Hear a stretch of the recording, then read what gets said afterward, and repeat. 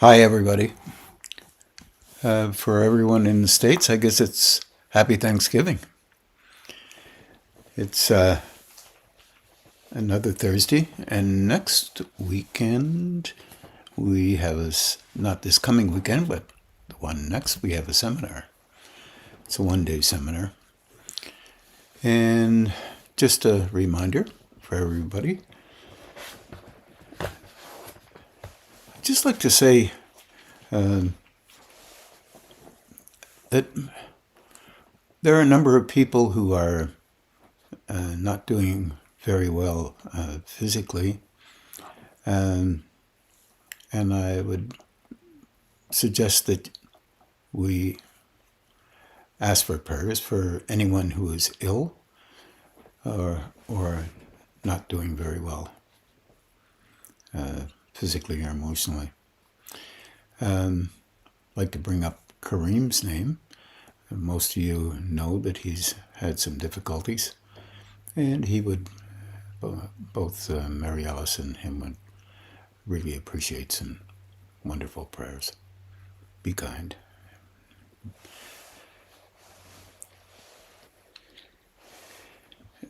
Here's a question from Catherine Stewart in British Columbia. This question is regarding the Eastern icons you show us in the figures with the multiple arms. It's actually multiple arms and multiple hands. I've been focusing on the hands, Catherine, more because in the East it is well known that they're really very strong helpers.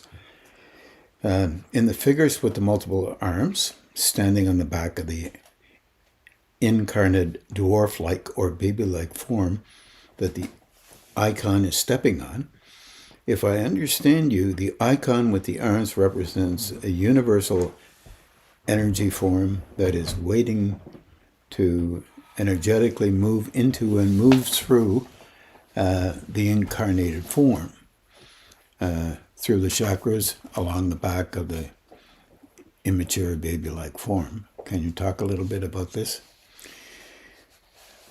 Boy.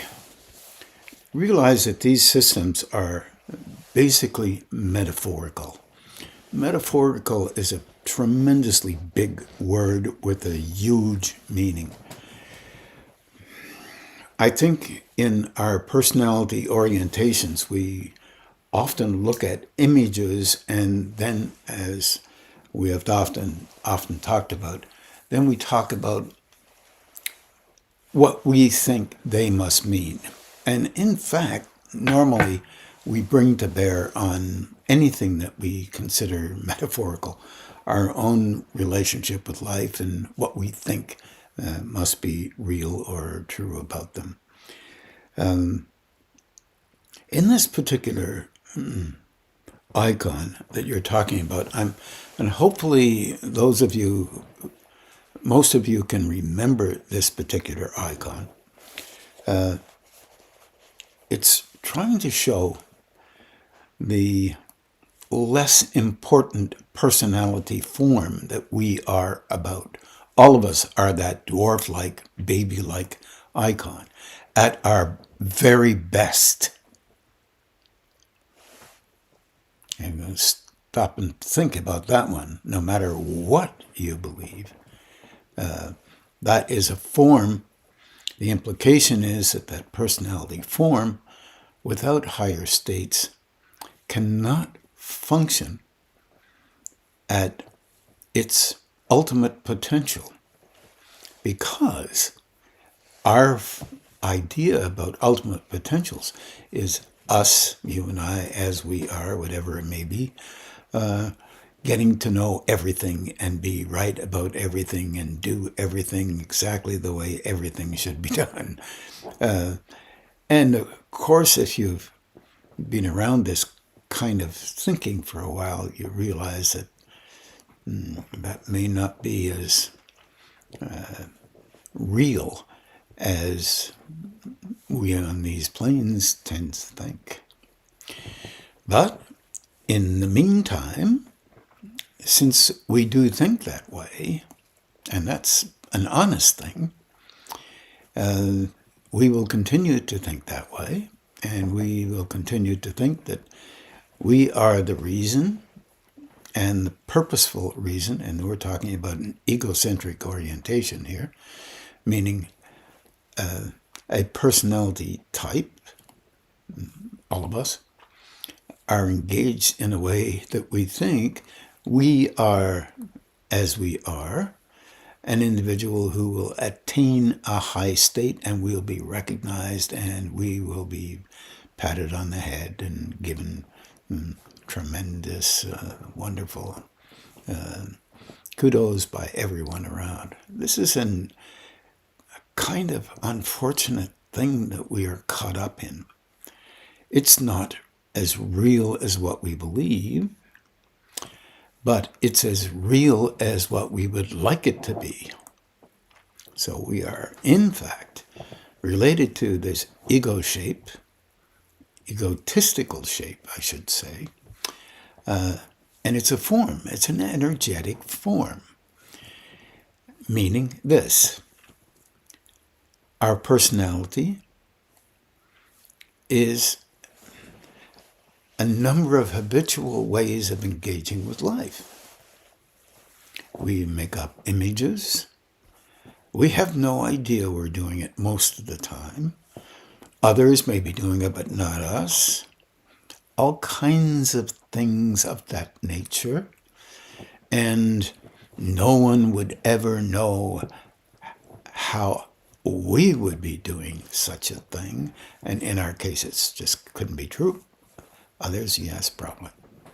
All this kind of rigmarole that we go through and we believe is necessary in dealing with others who do the same thing.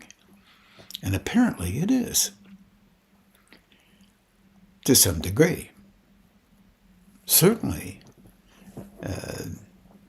in our world, we engage with our world in such a way as to get others to believe that we are of great value, whatever that value may be. It just doesn't matter. But we tend to do these things.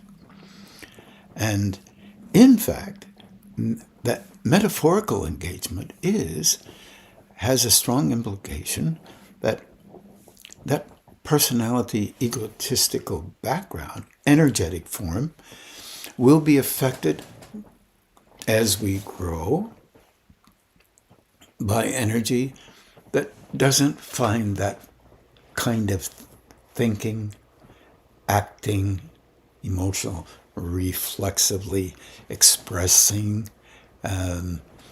physically active way of engaging within the personality construct, because that's what it's meant to be on these planes, for our protection in a kind of a way.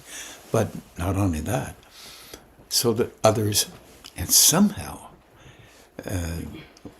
will remember us. It's almost like it's that theme that you will not be recognized as important unless you act out in a way that relates to what you believe that form should be. Unfortunately, as long as we are like that, and thus the smallness of that small image, the childishness of it, and I said ish, not childlike, ish, because a childlike form is inquisitive, wants to move in a direction that could get beyond what it already is. This is very difficult for us. You might consider thinking about that. We all are held somewhat within our relationship with ourselves, loving it to the degree that we can allow ourselves to notice. This is one of the difficulties that have been forever talked about. Know thyself implication is not really biblical. It's it's a pagan understanding. Back in the times of Greek, Egyptian backgrounds, Eastern backgrounds. Knowing yourself means that you get to know how you are and you begin to fall less in love with it. The need to be it. And the need to be recognized by others as fairly important in the scheme of things. This is just too hard for us. So what we do is we lean on a rendering of these things. It's noticed by higher states. You can't keep anything from that state, provided you even think there's anything that happens to be beyond you. That's a very interesting thing there. You can be in a shape where higher states is just a bunch of phrases and words, and because you had no experience with it, or you have the experience of thinking that it is you who is a higher state. And this is not unnatural in our world at all. We have all types of philosophical backgrounds, meaning verbalizations that relate to possibilities of existence individually. And that, of course, is what happens in our world. There are so many options and ways to think and what ways not to think. If you ultimately get to the point where you experience engagements with higher states, it fills you with a sense of vulnerability, humility actually, because it's not a matter of you handling this great state, the higher states, and therefore you become it because you took it by force and took it by power. Well, this used to be an old typical way of engaging and thinking. But nonetheless, all of these ways of thinking are, in a way, kind of old ways of thinking. Because it's the nature of us as human beings trying to find a way into a place beyond the structure that we believe exists in us, and it makes it very difficult for us to see within ourselves those natures that are, let's say, underlined by reflexes that continue to exist whether you think they're there or not. However, that sounds pretty down. I don't see it quite like that. There is a thing that we've been trying to do from time to time, and that is attempting to watch and see how you do function, even when you know you're functioning in the very right way because of the circumstances you happen to be in. Look at how you function. See it. Understand that all others are doing the same thing in some manner. If you're extra special and you do it in your particular way and you have no idea that you're doing it, then you will just do that, and then you will celebrate to others, of course, how great you are. In the opposite direction, how not great you are. In the middle ground, from time to time, either way. And if you can slow that down, then you begin to understand something. That this is not in your control, but you would like to have it that way. That last part is the part that's sneaky, because it ingratiates a mode of expression, allows it to be there under circumstances, for example, that you believe are the true circumstances of its need to be like that. And in fact, it's not quite real. But nonetheless, we make it real because we're used to doing that. In the Eastern orientation, they thought, how can we show everybody, and this goes back thousands of years, how can we have an icon that shows that you don't get this through the personality's acquisitional relationship with existence. You get it through a recognition of a deeper rendering, a perception, a letting go of the iconoclastic version of how you see the world and how it has to be relative to you.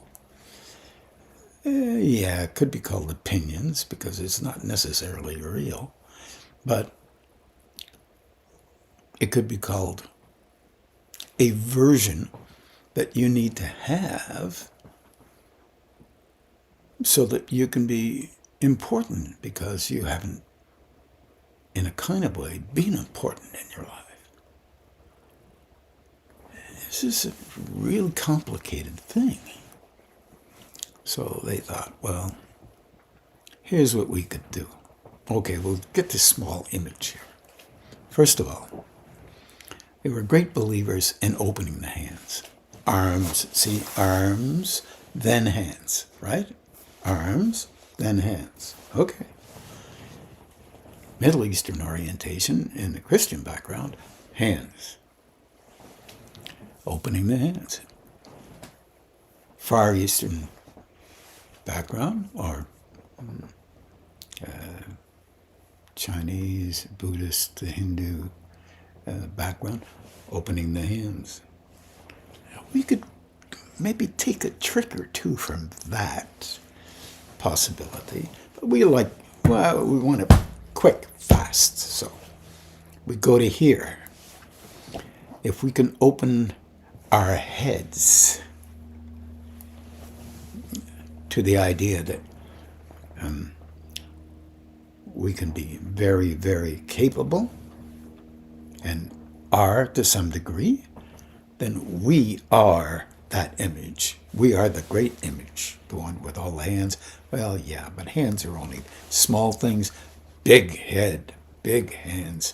We can intellectually engage with this form, this so-called higher state, and move it in directions that relate to our needs, like Aladdin's lamp.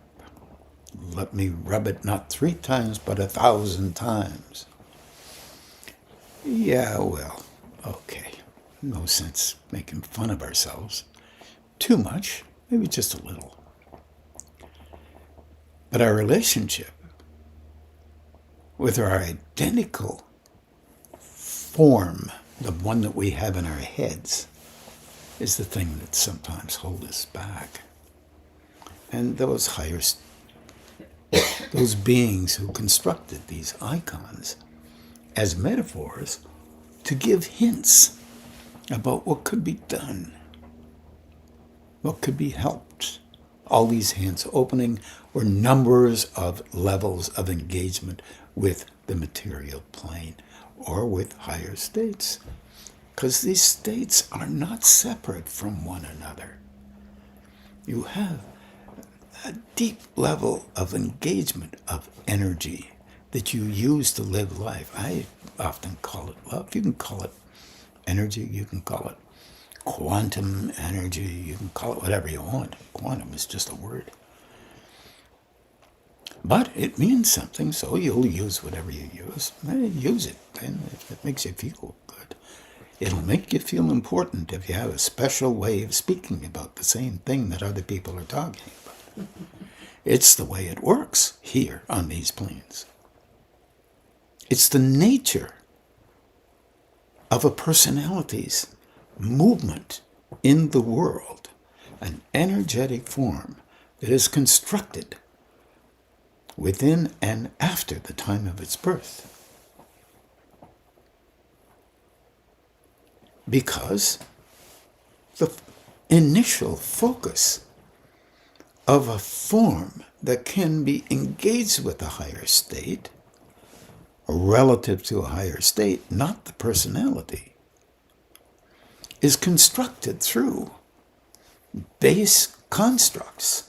We are going through kind of school, and in our particular melting pot of beings that are en route to engaging with energy that is in different states than the ones that we like or believe are important on these levels. These states, once they begin to be experienced by an individual, will be categorized by the individual. Not very well, unfortunately. But it's the way we do things here. We name things. Then we become the namer. The great namer. We are the namer. This is what's normal here. So they tried to give us some hints. Look, there are many levels in a movement towards engaging with extremely broad states, universal in form.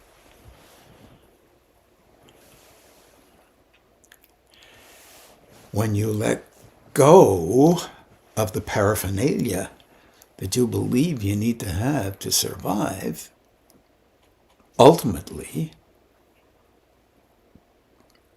more of that engagement can enter in and create new levels of function within these levels so that you can be helpful to these levels. Well, who wants to think about that kind of stuff? That's a little bit farther down the line. So why don't we take advantage of these levels? It would appear that if we take advantage of these levels, then we still keep our particular views about how important we are, and we are valuable. Importance is a different word than valuable. We have to watch our language here. I don't know. I certainly don't have all the perfect words. I suspect no one does. Although there are battles around words. If you don't call something this, then you are not as good as other people who do. Think about this stuff.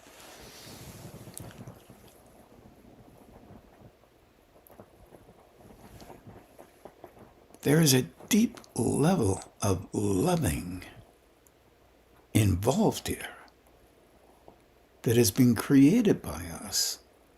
And it's us. We love us the way we are.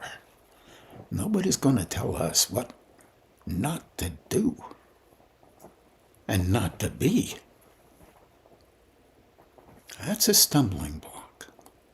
That's the childish thing that we have. And we have it because we deal with billions of people. And some would take advantage of us. And some would not. So, what do? You speak. You It's what we do. We speak in relationship to the images that we have already constructed.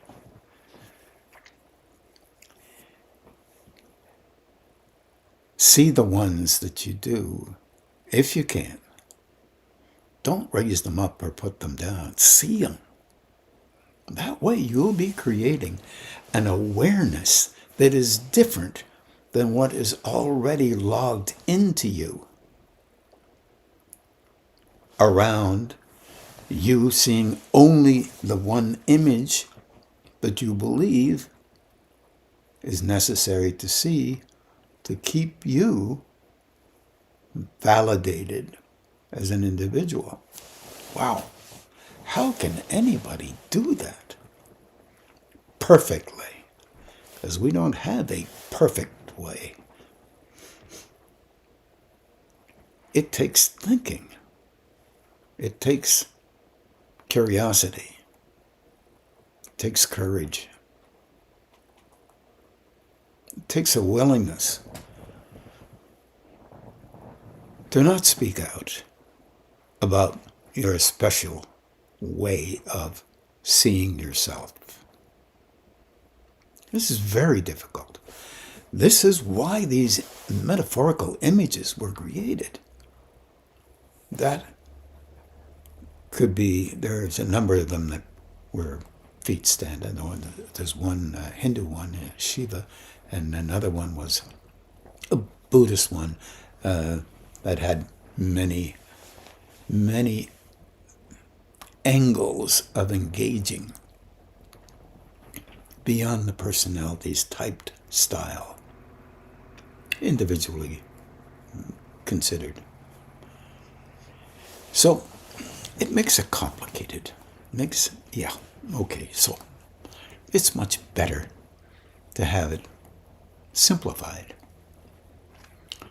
So we go for our own designated simplifications.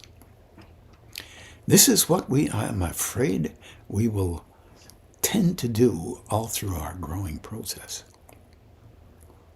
Care for others. If you really want to be helpful, truly, learn how to be aware of you and be respectful of you. Be kind of you and don't stand for your nonsense. We all have it. Not necessarily in that order. It's okay. We're learning. I wish we could understand that. We don't like learning. We like to get to the goal, whatever the goal is. Here's a problem. How did that metaphor show the goal? Here it is. You have this tremendous level of engagement with existence, metaphorically shown. Multiple levels of growing. And it stands there only with one reason: to have energy operate through it for the purpose of helping these lower planes, only when the planes can handle that help. Wow, what a metaphor. But it is a binding metaphor if you really are serious. And prayer and meditation are two instrumental things that could be helpful because you're drawing links. And we have a problem again. What links are you drawing to? I have higher drawings because I think this way. No. That one is higher because they think that way. Here we go with our personalities again. Our personalities have allegiance to whatever we come up with. We fall in love with our own expression. This is natural. And it is the nature of every human being on this planet, unless they have been interactive with higher states, as gentle, as sweet, as quiet, as empty,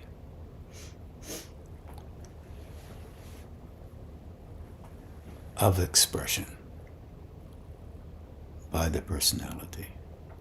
But they are conscious, aware, attending, not looking for anything, not understanding anything until perception engages directly with an understanding that isn't constructed by the persona or by the personality. Yeah, well, that's one way to put it.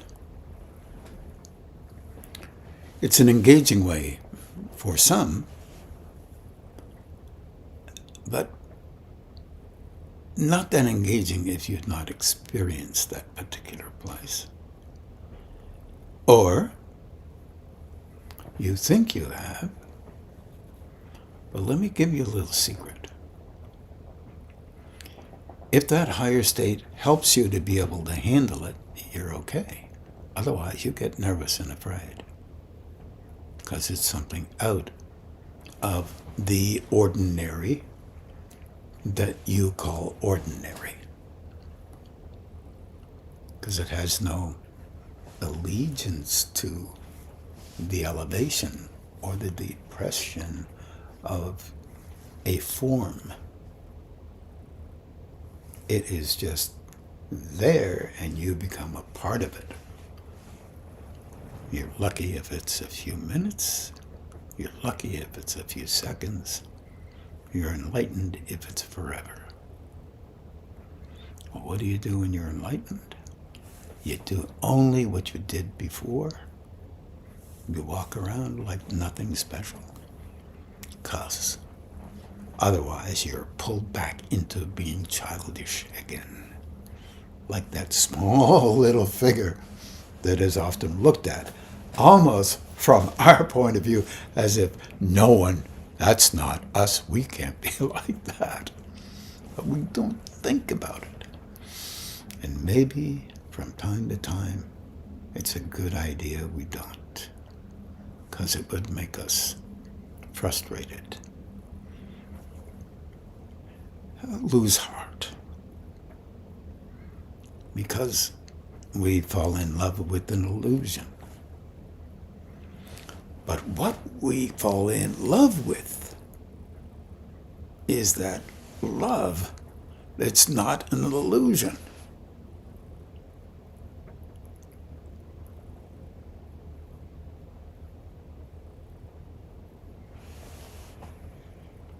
And that's hard for us to understand. None of us are perfectly able to, or equipped to, very well, to handle that 24/7. We can barely handle it for a second. And when we can, it's only because we're shored up, helped by that higher state. Of course, this is one person's view. And one person is just one person. But there are others who think like that. They're not perfect. And certainly I'm not. But the issue is, are you? Because the commentary that you come up with is naturally related directly to the persona or the personality form or formula that you have elixirized. And this is natural. Not bad, not good, just the way it works here. See it. Do your best not to be taken in by it. You will do really well at times. You will not do so well at other times, because it interferes with the images that you have painted. But any of us paint for purposes that relate directly to the maintenance of a system that lives here. One of the most fundamental interesting things I find in meeting some of these folks who are really quite able is that they use their form for a purpose that relates to not being noticed by anyone else. This is not just a statement. This is a reality. They're using their constructed personality so that they won't be noticed. The opposite, often, to what some use theirs for. Consider it.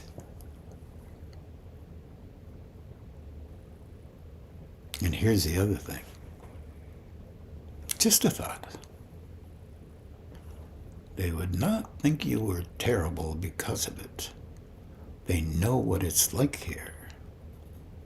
They live here. But you get to know. That's the key.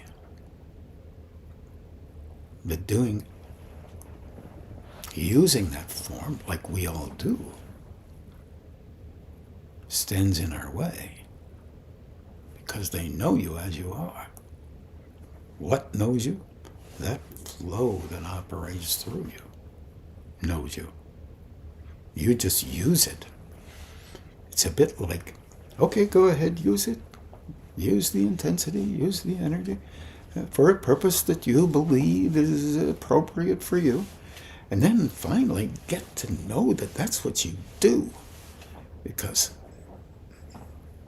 that energy knows what you do and for what purpose. So that you can be standing tall as those higher states in your own illusion. I'm not sure how long it's going to take us all to engage with something like this in a purely idealistic way, because it must sound that way to most of us. But I don't think it's today. I don't think it's tomorrow. But one never knows. Growing is very tricky.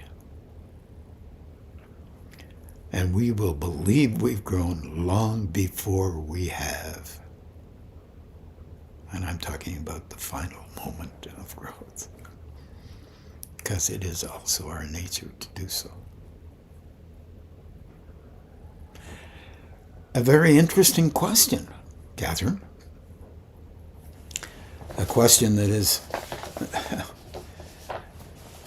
I would say, will be continually asked hopefully, by many of us, because it's so important to understand ourselves past our illusory engagement with the form that we've already constructed. Okay. Here's another one by Catherine. If one could bring conscious perception or experience through a chakra portal valve, what would be experienced? Okay. What lies in the other side of a chakra is what lies is what lies on the other side of these chakra valves, outside of material, time, and space. You know, it's the question itself, to be honest, helps us to understand and see how we see things relative to so-called spiritual development. We engage with them primarily in a three-dimensional way, the best we can. Of course, we believe we're doing it for time and space, fifth dimension, a spiritual dimension. In the old days, they used to talk that fifth dimension was a spiritual dimension, and we really kind of squeeze things together so that we can try and make some sense of stuff.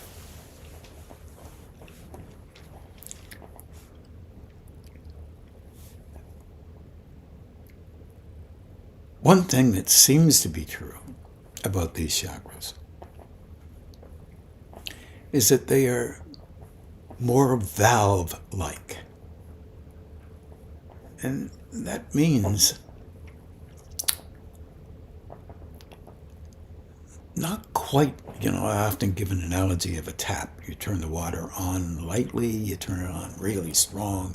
And we have in our three-dimensional timeline, if it comes on strong, we're more important. It's not like that. It doesn't quite work the way our three-dimensional minds believe and conceive of it. It seems to be that here we are as a form. We're ultimately a single valve. There are 7 or 10 valves. No, there's more than that. We're more than that. We have valves below us. We have valves above us, one could say. But that gets it into a more complicated piece.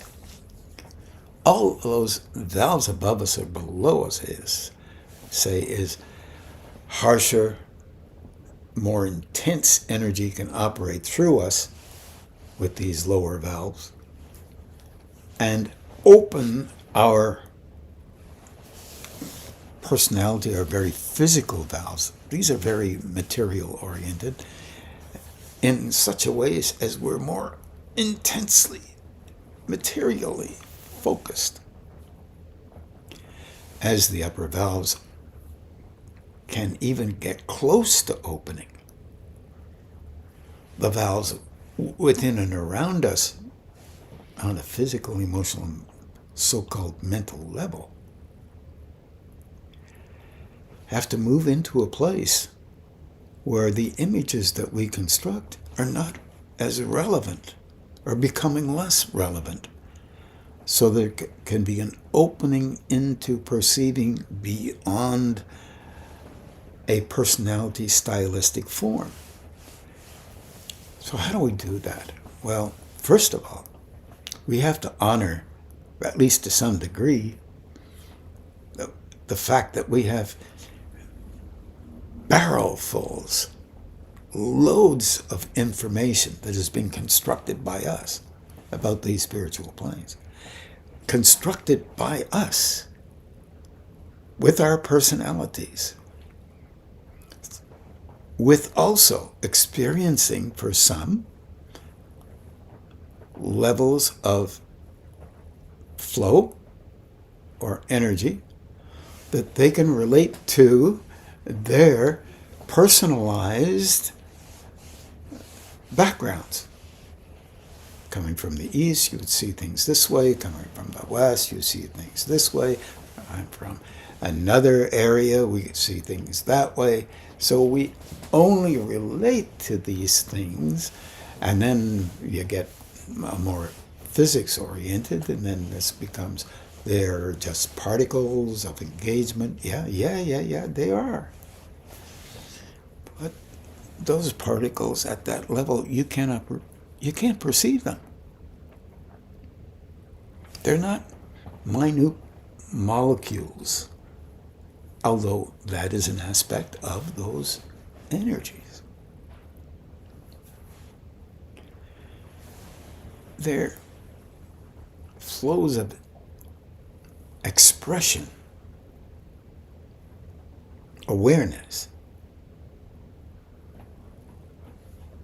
that can't be seen very well by us because we already have ideas around that.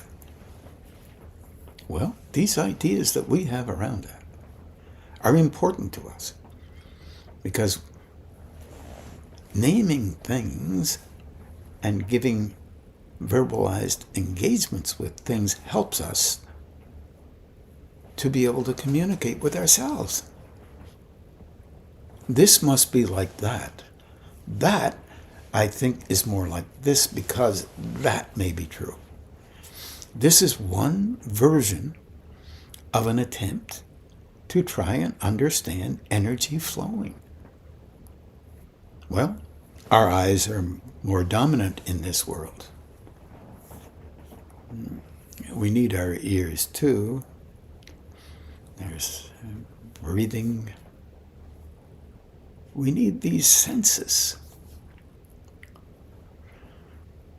so that we can make sense, different sense, of course, of how we function, where we are now.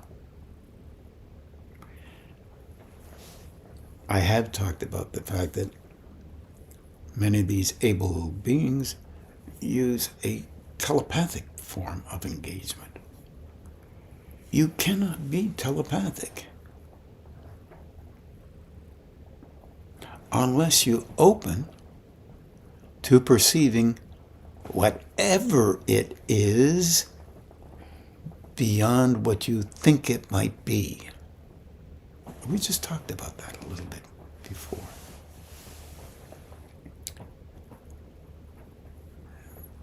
And there's colors. We color everything we engage with. This is normal. This is what we do. And then we name. I saw. I heard. I engaged. I felt. I this. And one of the biggest difficulties is this one here, around the mouth. We are a product of the need to talk, speak, tell others how important we are, or not important, or just be fearful, or just this, or just that. This is normal for us. We need to know that this is what we do, so that in our awareness we see it. And there's this constant urge to be important, more important than others.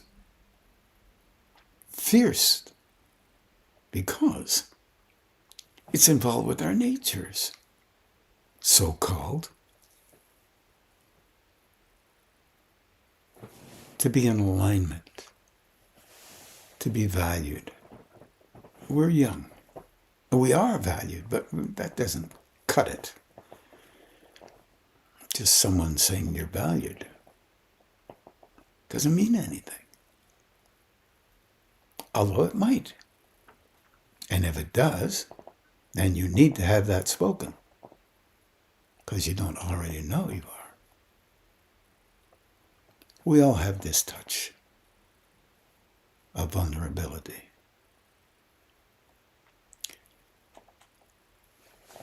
To see it is to know you have it. Not to express it is not to be important because you do have it.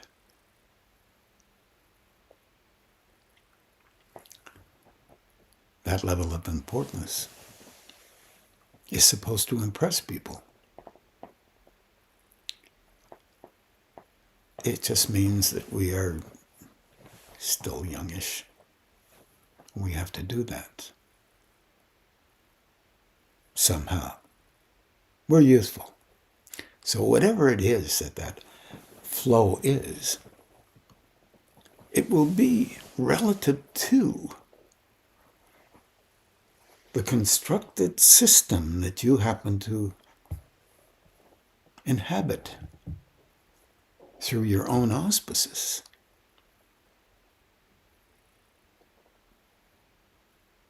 And that constructed system will eventually mature more. It will be able to see itself without putting it down, without lifting it up. Just learning how to see. That learning how to see and be trusted in that seeing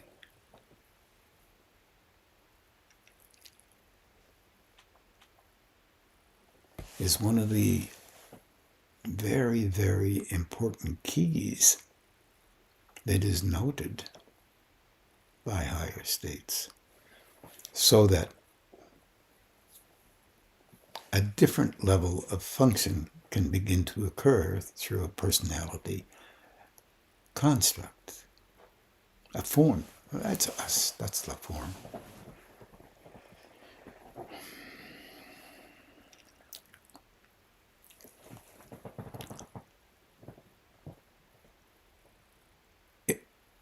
I don't know whether this is true or not, but I do want to know whether we look at a shack, we want to know what's on the other side of it. It's energy coming in. When one of my friends died, I think I've told many people, or some people, this story. The energy that was in him moved from the crown center all the way through his body and out the crown center, straight out.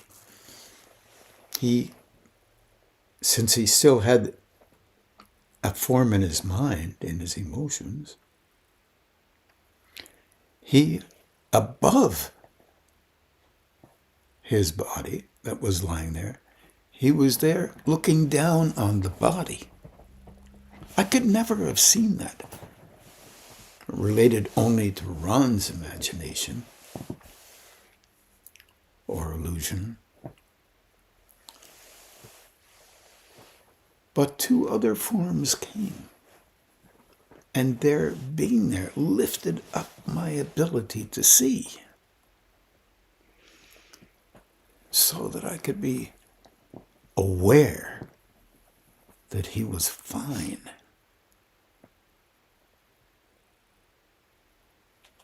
Of course, you know the story, he tried to get back into his body and he tried to squeeze his hand. I could feel a slight squeeze in his hand. And I said to him, I can see you're out, and those two forms are there. And even though he was, that energy that gave him life was out, it wasn't gone. It was still there. He just went, huh? Kind of a weak one. And then they all three turned and walked into the distance. You see, walking into the distance is something that I could understand, because as I did a little bit of art stuff for a while, and, moving into the distance fit within the construct of my being a human being here on these planes. You see, we speak languages of our version of how we see the world. The intensity shows us how we like that and how valuable that is. And we engage in that way because we are trained to do so, not knowing that we're trained to do so. Learning isn't easy for us because that means we're moving aside some things, and we don't like to do that too well. And when we do move them aside, we bring them back. We bring them back in ways that are just slightly different than how they were before. Be aware of that. No negation, just be aware of it. Recognize, So that's how this works. So you are learning about things and how they work, meaning not you're learning here, you're learning by awareness. So you're increasing awareness, which is what these icons were set up to do. Linking to an icon in the old tradition was to draw a link. Someone would say a prayer to an image. You do that if you're in the East, West, or whatever. Whether it's Buddha, Jesus, Muhammad, or any other thing that you believe in. God, by whatever name you want to call it.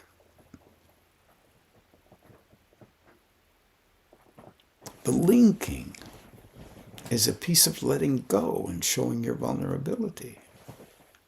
Well, you show the vulnerability. Understand that others have it too.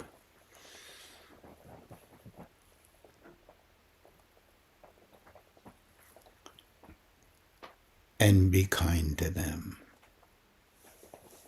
and to you in a way that relates to something about not getting your way only, but engaging and attempting to move beyond your version of what you think you are or need to be.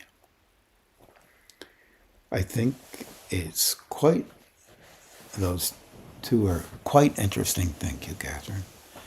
And we'll just begin to move towards meditation.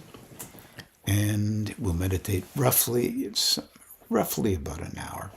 Sometimes it's 50 minutes or so. And I wish everybody really a good meditation and a great night. Take care.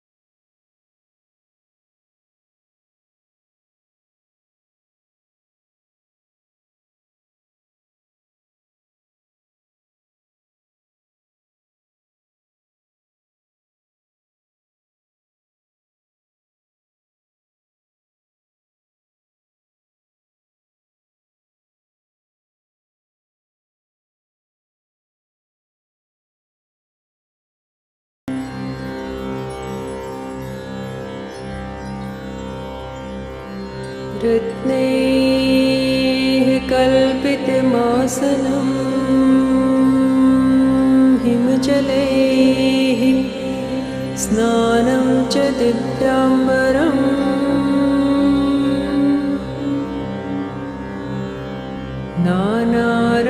नानारत्नविभूषितं मृगमदा मोदाङ्कितं चन्दनम्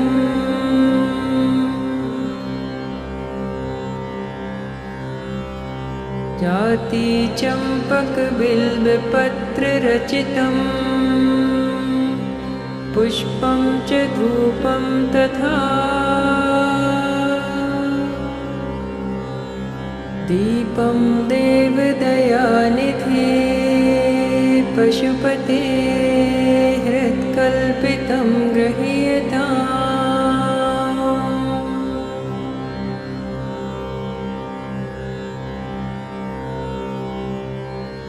सौवर्णेन रत्नखण्डरचिते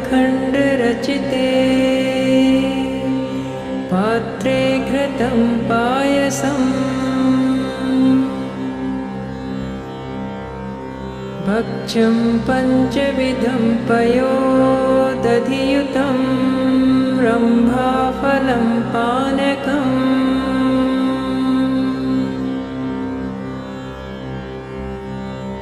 शाकानां यतं जलं रुचिकरम् कर्पूरखण्डोज्ज्वलम्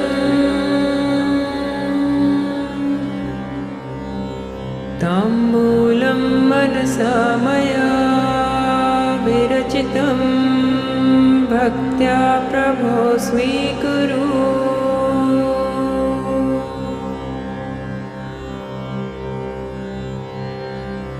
छत्रं चामरयोर्युगं व्यजनकं चादर्शकं निर्मलम्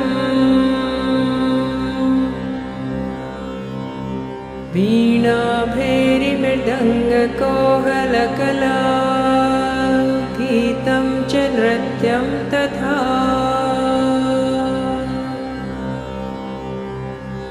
साष्टाङ्गं प्रणतिः स्तुतिर्बहुविधा एतत् समस्तं मया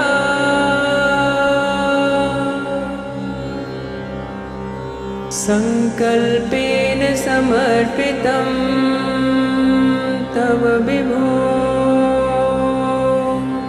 पूजां ग्रहाण प्रभो।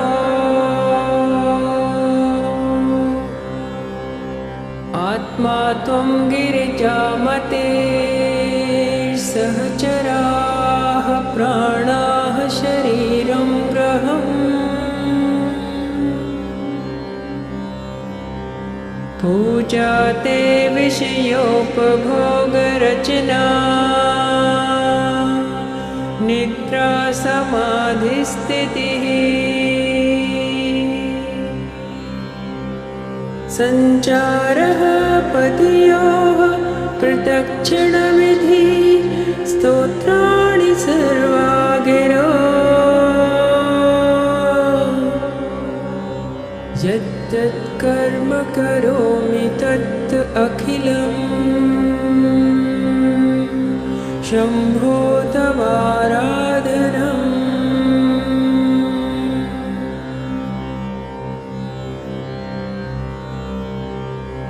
करचरणकृतं वा कायजं कर्मजं वा श्रवणनयनजं वा मानसं वापराधम् विहितमविहितं वा सर्वमेतच्छमस्व। जय जय करुणाब्धे श्री महादेव शम्भो।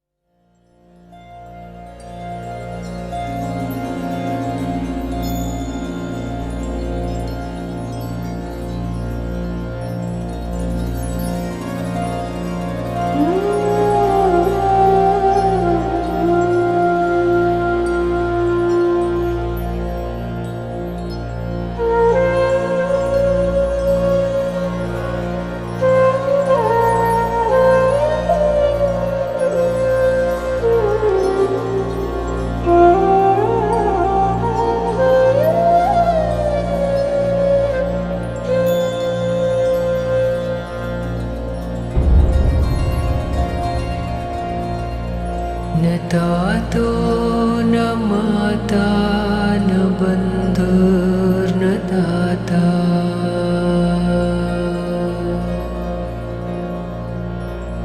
न पुत्रो न पुत्री न भृत्यो न भर्ता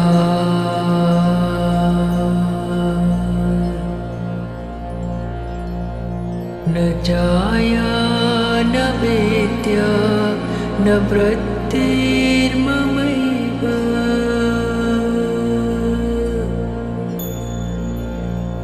गतिस्त्वं गतिस्त्वं त्वमेका भवानि गतिस्त्वं गतिस्त्वं त्वमेका भवानि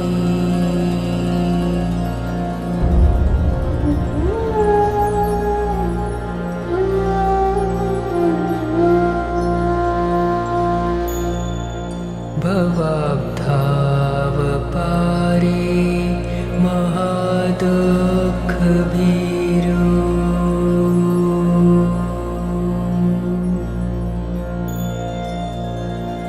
प्रपात प्रकामी प्रलोभी प्रमत्ता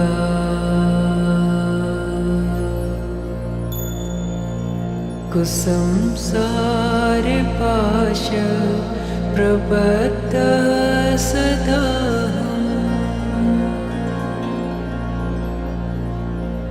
गतिस्त्वं गतिस्त्वं त्वमेका भवानि गतिस्त्वं गतिस्त्वं त्वमेका भवानि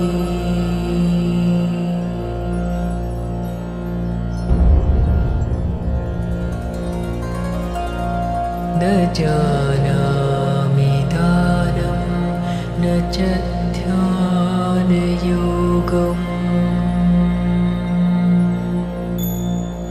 न जानामि तन्त्रं न च स्तोत्रमन्त्रम्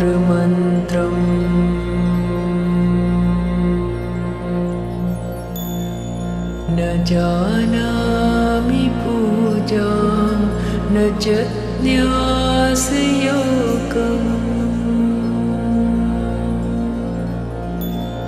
गतिस्त्वं गतिस्त्वं त्वमेका भवानि गतिस्त्वं गतिस्त्वं त्वमेका भवानि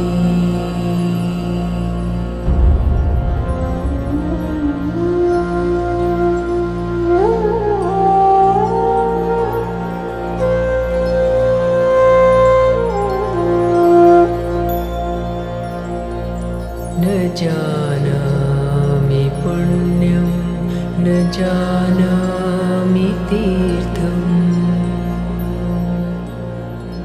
न जानामि मुक्तिं लयं वा कदाचित्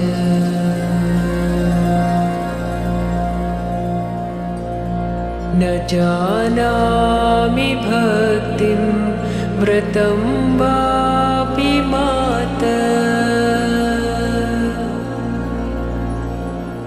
गतिस्त्वं गतिस्त्वं त्वमेका भवानि गतिस्त्वं गतिस्त्वं त्वमेका भवानि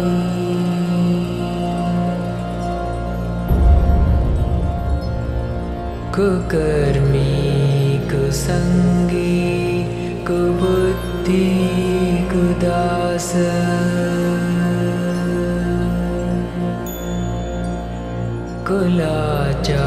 कुलाचारहीन कदाचारलीन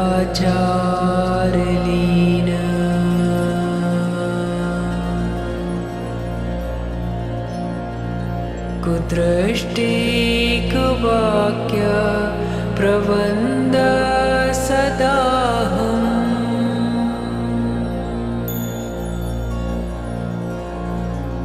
गतिस्त्वं गतिस्त्वं त्वमेका भवानि गतिस्त्वं गतिस्त्वं त्वमेका भवानि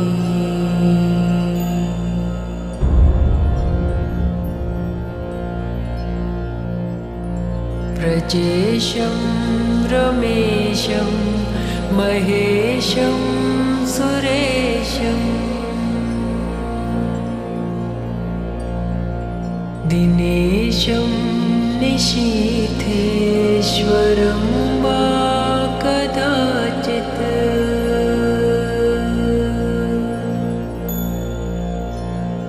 न जानामि चान्यत् सदाहं शरण्ये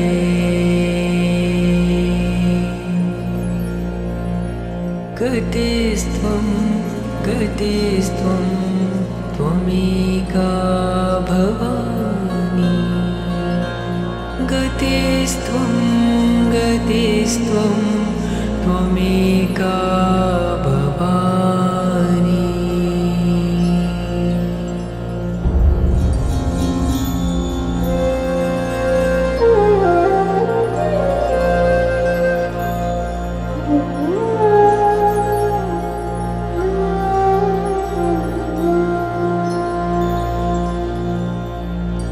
विवादे विषादे प्रमादे प्रवासे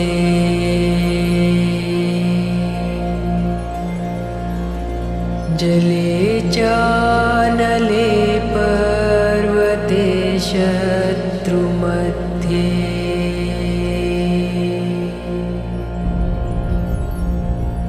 अरण्ये शरण्ये सदा मां प्रपाहि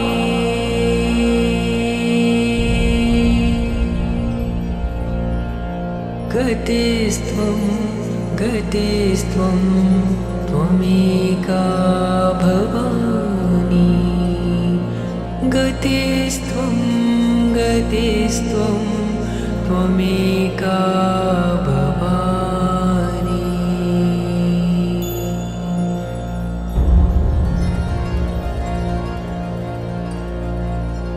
अनाथो दरिद्रो जरारोगयुक्तो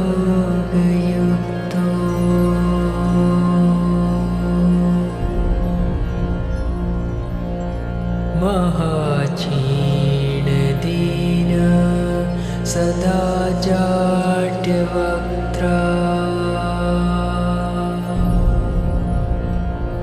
विपत्तौ प्रविष्ट प्रणष्ट सदाहम्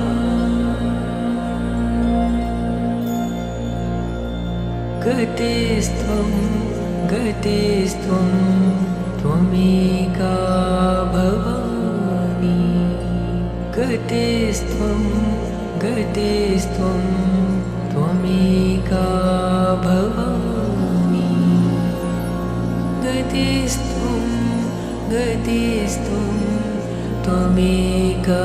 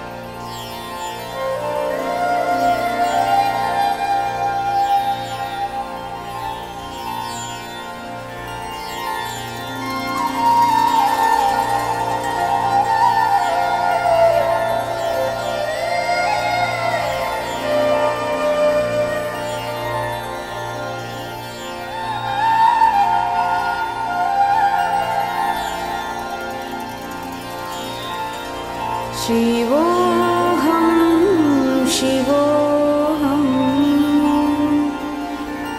शिवस्वरूपोऽहं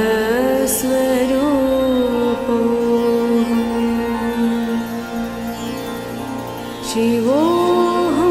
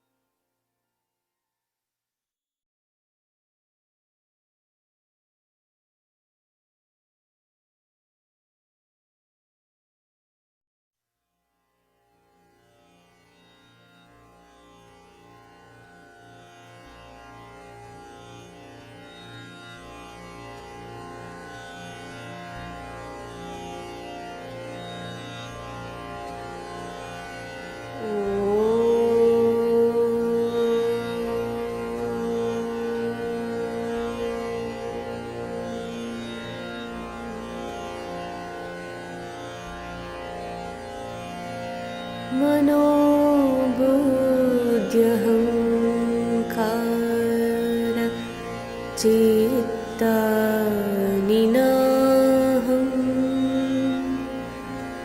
न च श्रोत्रजिह्वे न च घ्राणनेत्रे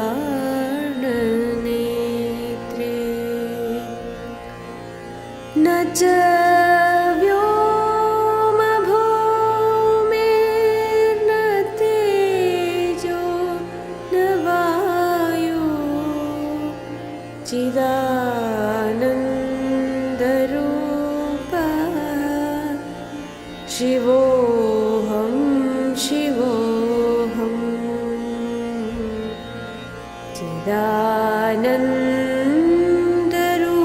चिदानन्दरूपः शिवोऽहं शिवोऽहं न च प्राणसंज्ञो न वै पञ्चवायु न वा सप्तधातु न वा पञ्चकोश न वाक्पाणिपादं न चोपस्थपायु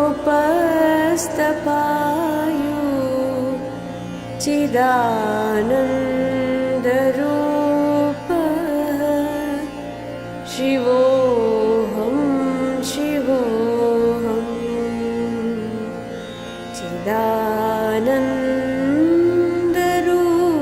चिदानन्दरूपः शिवोऽहं शिवोऽहं न मे द्वेषरागो न मे लोभमोहो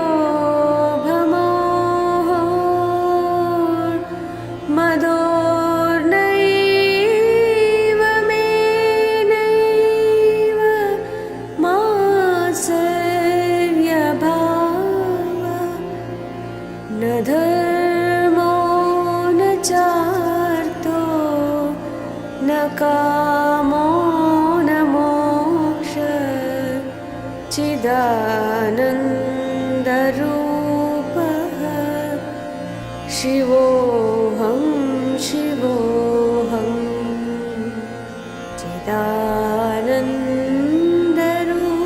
चिदानन्दरूपः शिवोऽहं शिवोऽहं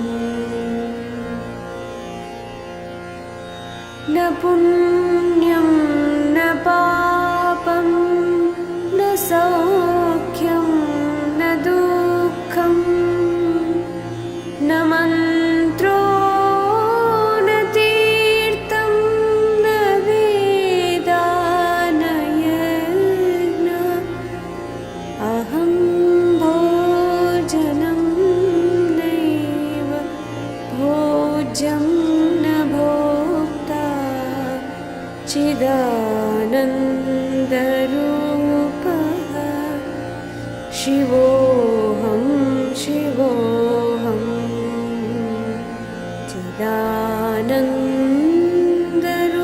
चिदानन्दरूपः शिवोऽहं शिवोऽहं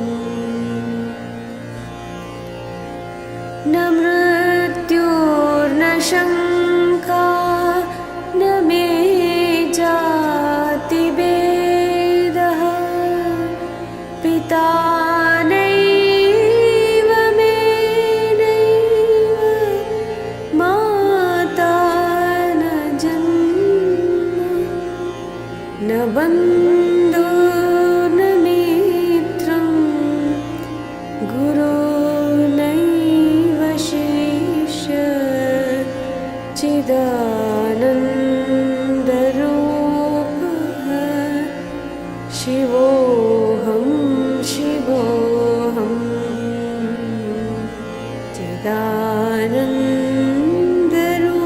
चिदानन्दरूपः शिवोऽहं शिवोऽहम्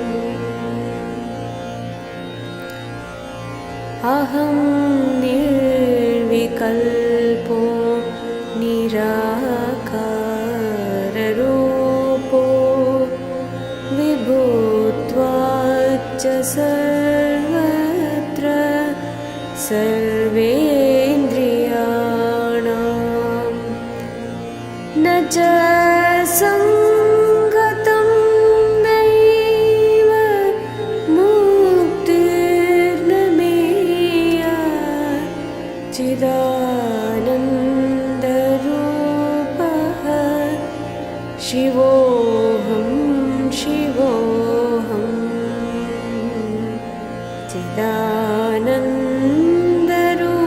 चिदानन्दरूपः शिवोऽहं शिवोऽहं शिवोऽहं शिवोऽहं शिवोऽहं शिवोऽहम्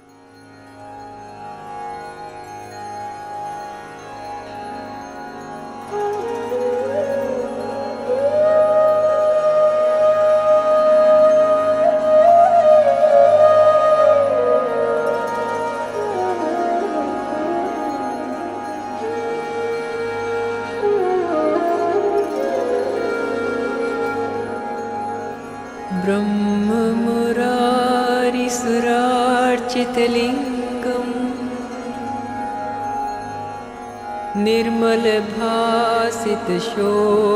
निर्मलभासितशोभितलिङ्गम्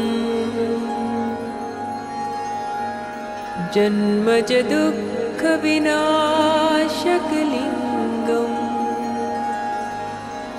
तत्प्रणमामि सदा शिवलिङ्गम्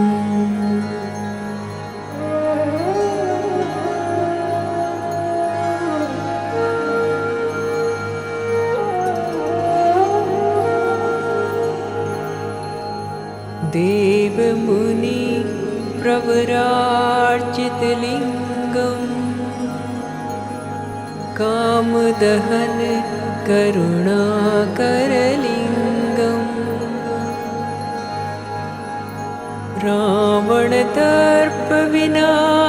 रावणदर्पविनाशनलिङ्गम्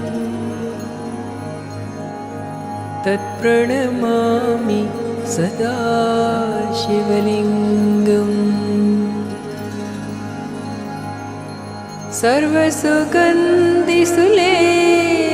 सर्वसुगन्धिसुलेपितलिङ्गम् बुद्धिविवर्धनकारणलिङ्गम्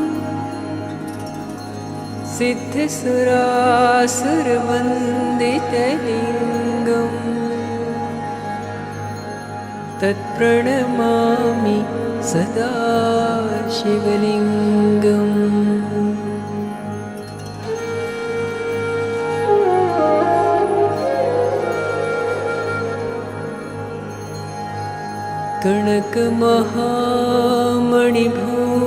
कनकमहामणिभूषितलिङ्गम्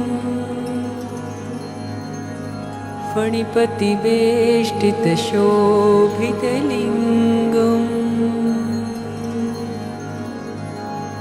दक्षसुयज्ञविनाशकलिङ्गम् तत्प्रणमामि सदा शिवलिङ्गम् कुङ्कुमचन्दनलेपितलिङ्गम् पङ्कजहारसुशोभितलिङ्गम् सञ्चितपापविनाशकलिङ्गम् तत्प्रणमामि सदा शिवलिङ्गम्।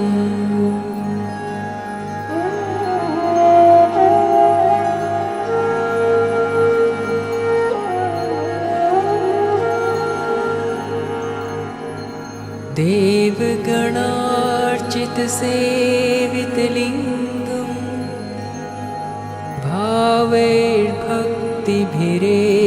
च लिङ्गम् दिनकरकोटिप्रभाकरलिङ्गम् तत्प्रणमामि सदा शिवलिङ्गम्। अष्टदलोपरिवेष्टितलिङ्गम् सर्वसमोद्भवकारणलिङ्गम् अष्टदरिद्रविनाशकलिङ्गम् तत्प्रणमामि सदा शिवलिङ्गम्।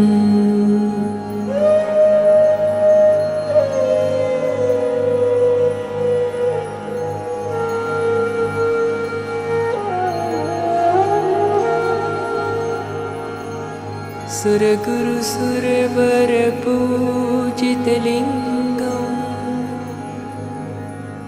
सुरवनपुष्पसदार्चितलिङ्गम् परमपदं परमात्मकलिङ्गम् तत्प्रणमामि सदा शिवलिङ्गम्। तत्प्रणमामि सदा शिवलिङ्गम्। तत्प्रणमामि सदा शिवलिङ्गम्।